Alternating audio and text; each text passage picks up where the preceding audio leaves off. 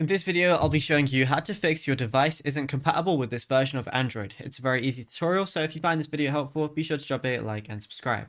Now, this usually happens for one of three reasons. Your Google Play Store cache is glitchy, your Android version is truly too old, or the developer has restricted specific hardware. So there's a few different things we can go ahead and do. The first thing is the reset fix. Go over to your settings application, scroll down until you find apps towards the very bottom. Once you go ahead and click on it, go ahead and find Google Play Store. Then once you find Google Play Store, go onto it, then scroll down and tap on storage.